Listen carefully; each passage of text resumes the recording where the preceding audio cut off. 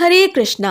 आज की इस वीडियो में हम आपको बताएंगे कि कैसे करें माघ मास की जया एकादशी 2025 व्रत का पारण। क्या होगा जया एकादशी व्रत को खोलने का सही समय और सही तरीका, क्या होगी जया एकादशी व्रत को खोलने की पूरी पूजा विधि, और एकादशी व्रत को खोलते समय क्या गलतियां आपको भूल से भी नहीं करनी है। तो ये सब जानना चाहते हैं तो वीडियो अंत तक जरूर देखें। जया एकादशी का व्रत रखकर भगवान श्री हरि विष्णु की पूजा की जाती है। इस एकादशी को भैमी या भीष्मी एकादशी के नाम से भी जाना जाता है। इस एकादशी का व्रत करने से ब्रह्मवध जैसे भयंकर और कभी ना खत्म होने वाले पापों से भी मुक्ति मिल जाती है और भूत पिशाच आदि योनियों में मनुष्य को नहीं जाना पड़ता। इस व्रत को करने से भक्तों के सभी पाप नष्ट हो जाते हैं और उन्हें मोक्ष की प्राप्ति होती है। इस एकादशी में भगवान श्री हरि विष्णु की पूजा करने से समस्त देवी देवताओं समेत नाग, किन्नर और पितरों की भी पूजा हो जाती है। पद्म पुराण में इस एकादशी व्रत की महिमा का गुणगान वर्णित है।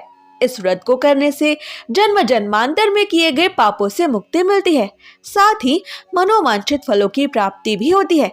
इस एकादशी का व्रत खोलने के लिए एकादशी की तिथि का समाप्त होना आवश्यक है। इस बार जया एकादशी की तिथि समाप्त होगी 8 फरवरी शनिवार को रात 8:15 तक।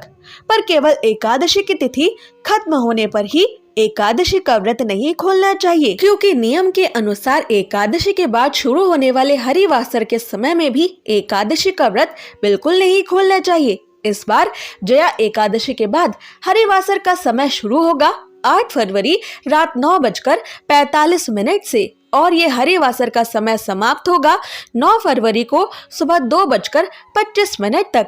यानी इस समय तक भी आपको अपना एकादशी का व्रत नहीं खोलना है। द्वादशी की तिथि शुरू होने के बाद ही एकादशी का व्रत खोला जा सकता है। इस बार द्वादशी की ये तिथि प्रारंभ होगी 8 फरवरी शनिवार को रात 8:16 से, और ये द्वादशी की तिथि समाप्त होगी 9 फरवरी रविवार को शाम 7:25 तक। आइए अब जानते हैं 9 फरवरी को द्वादशी के दिन पड़ने वाले सभी शुभ मुहूर्तों के बारे में, ताकि आप गलत मुहूर्त में अपना जया एकादशी का व्रत ना खोलें।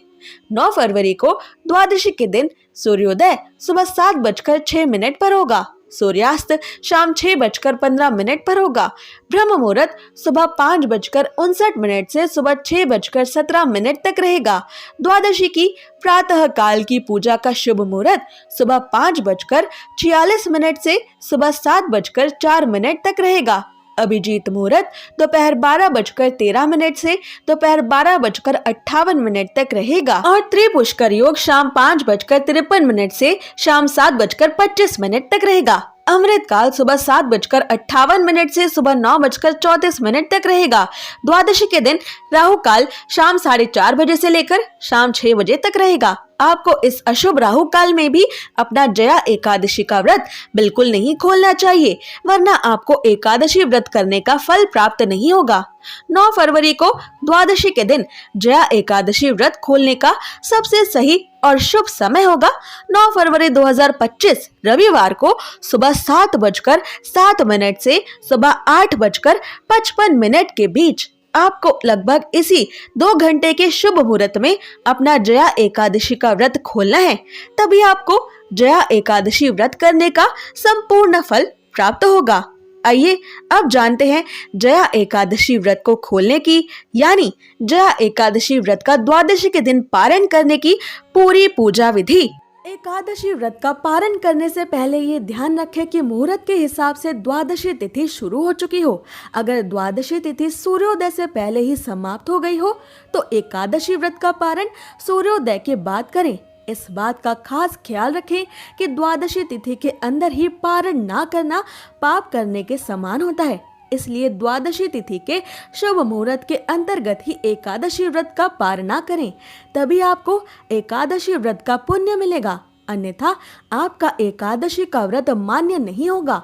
एकादशी व्रत का पारण समय सुबह यानी प्रातः काल का ही होता है। व्रत करने वाले श्रद्धालुओं को मध्याह्न यानी शाम के दौरान व्रत को तोड़ने से बचना चाहिए। अगर किसी कारण से कोई प्रातः काल में पारण नहीं कर पाया है तो उसे फिर मध्याह्न यानी शाम के बाद ही एकादशी के व्रत का पारण करना चाहिए। एकादशी के अगले दिन सुबह जल्दी उठकर पहले स्नान करके तुलसी देवी को जल अर्पित करें, क्योंकि गर्मी के समय में पूरे दिन बिना जल के रहने से तुलसी देवी सूख सकती हैं और एकादशी की 2 तिथियों पर तुलसी देवी को जल नहीं दिया जाता। इसलिए द्वादशी की तिथि पर सबसे पहले तुलसी देवी को जल देना आवश्यक है। फिर तुलसी महारानी को फूल चढ़ाएं और उनकी आरती करें। आरती करके उनकी 7 बार परिक्रमा करें। तुलसी देवी की रोज परिक्रमा करने वाले मनुष्य को कभी भी यमराज के दर्शन नहीं करने पड़ते। और अब विष्णु जी की पूजा के लिए तुलसी देवी के कुछ पत्ते ले लें।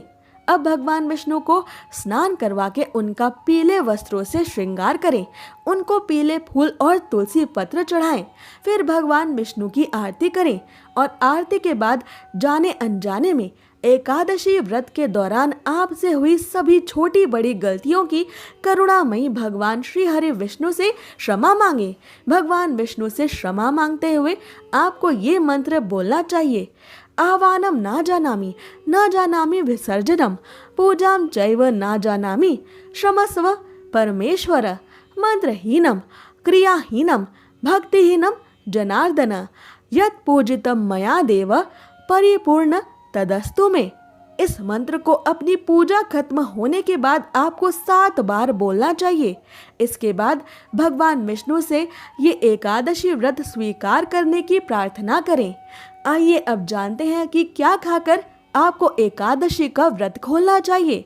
द्वादशी के दिन भगवान विष्णु जी को घर पर सात्विक तरीके से बनाए गए पकवानों का ही भोग लगाएं। ये पकवान मीठे या नमकीन दोनों हो सकते हैं।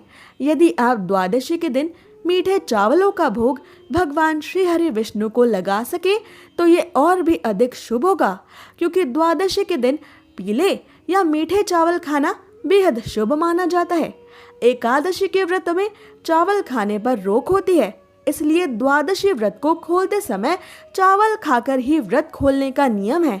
मान्यता है कि एकादशी के दिन चावल खाने से शरीर छोड़ने के बाद वो मनुष्य रेंगने वाले जीवों के रूप में जन्म लेता है, लेकिन द्वादशी को चावल खाकर एकादशी व्रत को खोलने वाला मनुष्य मोक्ष को प्राप्त करता है। आपको एकादशी व्रत का पारण करने के लिए पकाए जा रहे भोजन में गाय के शुद्ध देसी घी का प्रयोग जरूर करना चाहिए। ये सेहत के लिए भी अच्छा होता है और इसमें शुद्धता भी होती है। आंवले के पेड़ पर भगवान श्री हरि विष्णु का वास होता है, इस कारण आंवले का भी एकादशी के व्रत में विशेष महत्व माना गया है। इसलिए एकादशी व्रत का पारण करने के दौरान आप आंवला भी खा सकते हैं। आंवला खाकर एकादशी व्रत खोलना भी बहुत शुभ होगा। इससे आपको अखंड सौभाग्य, निरोगी स्वस्थ शरीर और संतान सुख की प्राप्ति होती है। आप द्वादशी के दिन एकादशी व्रत खोलने के लिए जो भी सात्विक भोजन बनाए उसी भोग और भगवान श्री हरि विष्णु को चढ़ाई गई तुलसी की पत्ती को पानी के साथ लेकर ही अपना व्रत खोलें। पर ये ध्यान रखें कि एकादशी व्रत का पारण किसी मीठी चीज से भी किया जा सकता है। व्रत के पारण के लिए आप भगवान श्री हरि विष्णु को भोग में मिठाई और मौसमी फल भी दे सकते हैं। पारण के भोजन में सेम की सब्जी खाने का भी विशेष महत्व माना जाता है।